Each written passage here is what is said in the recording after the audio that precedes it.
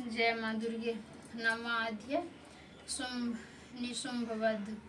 राजा ने कहा, हे ऋषि राज, आपने रक्त बीज के वध से संबंध रखने वाला वृत्तांत मुझे सुनाया। अब मैं रक्त बीज के मरने के पश्चात क्रोध में भरे हुए शुंभ व निशुंभ ने जो कर्म किया वह सुनना चाहता हूँ। महर्षि मेधा ने कहा, रक्त बीज के मारे जाने पर शुंभ और निशुंभ दोनों को बड़ा क्रोध आया।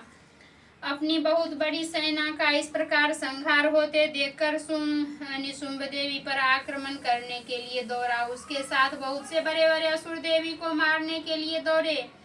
महापराक्रमी शुंभ अपनी सेना सहित चंडिका को मारने के लिए बढ़ा। फिर शुंभ और निशुंभ का देवी से घोर युद्ध होने लगा। वे दोनों असुर इस प्रकार देवी पर बाण फेंकने लगे जैसे मेघों से बाणों की वर्षा हो रही हो। उन दोनों के चलाए हुए बाणों को देवी ने अपने बाणों से काट डाला और अपने शस्त्रों की वर्षा से उन दोनों दैत्यों को चोट पहुंचाई। निशुंभ ने तीक्ष्ण तलवार और चमकती हुई ढाल लेकर देवी के सिंह पर आक्रमण किया।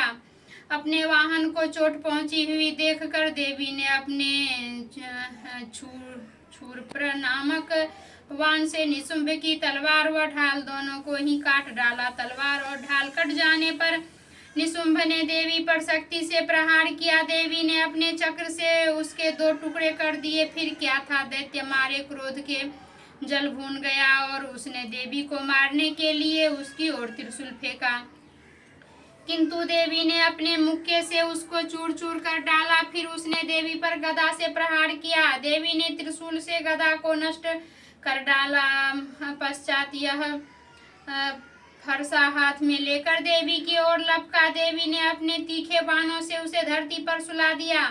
अपने पराक्रमी भाई निशुंभ के इस प्रकार से मरने पर शुंभ क्रोध में भरकर देवी को मारने के लिए दौड़ा। वह रथ में बैठा हुआ उत्तम अस्त्रों से सुशोभित अपनी 8 बड़ी बड़ी भुजाओं से सारे आकाश को ढके हुए था। शुंभ को आते हुए देखकर देवी ने अपना शंख बजाया और धनुष की टंकार का भी अत्यंत दुस्सह शब्द किया। साथ ही अपने घंटे के शब्द से, जो कि संपूर्ण दैत्य को नष्ट करने वाला था, संपूर्ण दिशाओं को व्याप्त कर दिया। इसके पश्चात देवी के सिंह ने भी अपनी दहाड़ से, जिसे सुन बड़े बड़े बलवानों का मदचूर हो जाता था,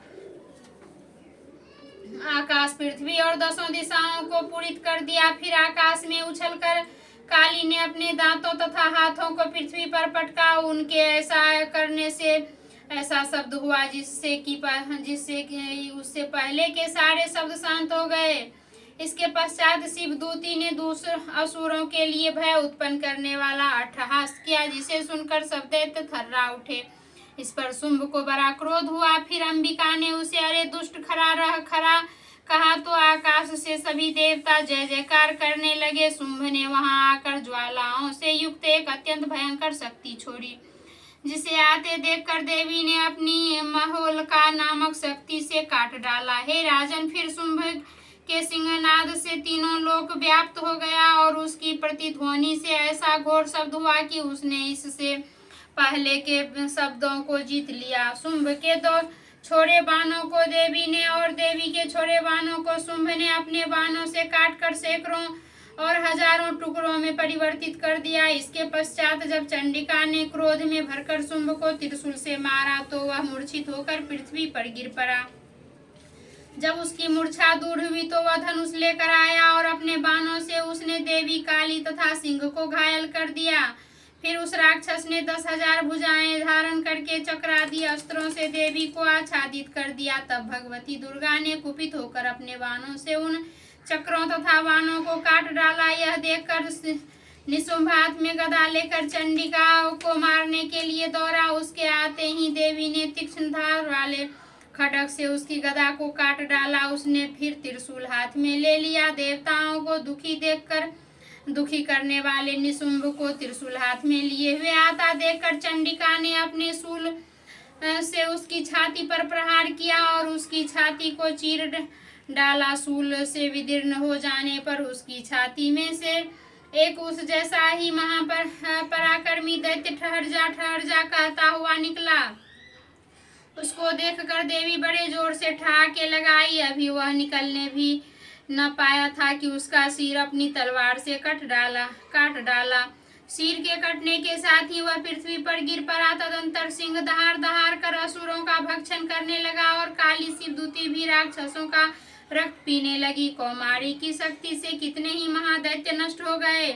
ब्रह्मा जी के कमंडलू के जल से कितने ही असुर समाप्त हो गए। कई दैत्य माहेश्वरी के त्रिशूल से विदीर्ण होकर पृथ्वी पर गिर पड़े और कई बाराही के प्रहारों से छिन्न भिन्न होकर धराशायी हो गए। वैष्णवी ने भी अपने चक्र से बड़े बड़े महापराक्रमियों का कचूमर निकालकर उन्हें यमलोक भेज दिया और इंद्री से कितने ही महाबली राक्षस टुकड़े टुकड़े हो गए। कई दैत्य मारे गए, कई भाग गए, कितनों को काली शिवदूती और सिंह ने भक्षण कर लिए। जय माता दी। 9वां अध्याय समाप्त।